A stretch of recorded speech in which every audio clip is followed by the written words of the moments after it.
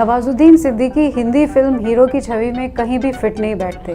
ना तो उनके पास गोरा रंग है, ना ही ऊंचा कद या गहरी आवाज़। लेकिन इस सब के बावजूद जब भी वे पर्दे पर आते हैं या जब भी उनकी कोई नई फिल्म रिलीज होती है तो दर्शक की उत्सुकता उसे फिल्म हॉल तक खींच ही लाती है।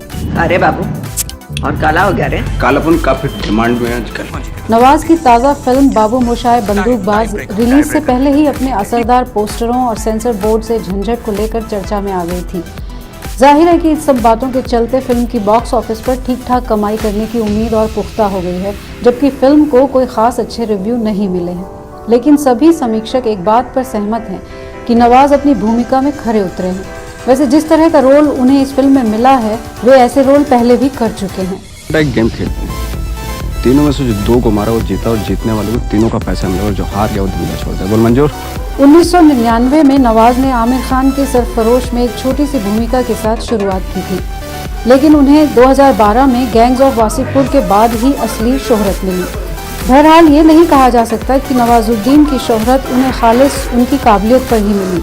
माना कि टाल नहीं पर डार्क और हैंडसम तभी तो लड़के मरते हैं। पिछले कुछ सालों में हिंदी सिनेमा का मिजाज भी बदला है।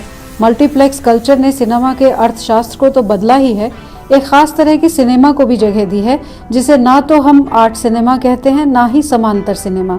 इस सिनेमा को नीश सिनेमा का नाम मिला है, यानी नए और प्रयोगात्मक थीम्स पर बनाया गया सिनेमा जो एक खास दर्शक वर्ग को आकर्षित करता है, लेकिन आम दर्शकों में भी पसंद किया जा सकता है।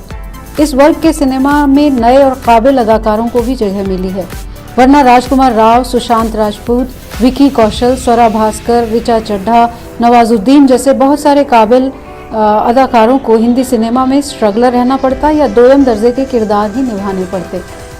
चूँकि आज हिंदी सिनेमा में अगर रईस और डॉन जैसे नायक की जगह है तो पान सिंह तोमर, फैजल खान, लियाक और चांद नवाब, दशरथ माझी की भी।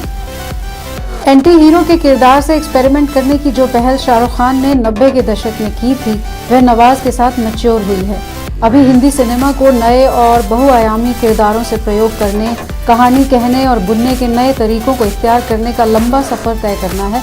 लेकिन कहा जा सकता है कि अदाकारी में नवाज और निर्देशन में अनुराग कश्यप मील का पत्थर तो साबित हुए ही हैं।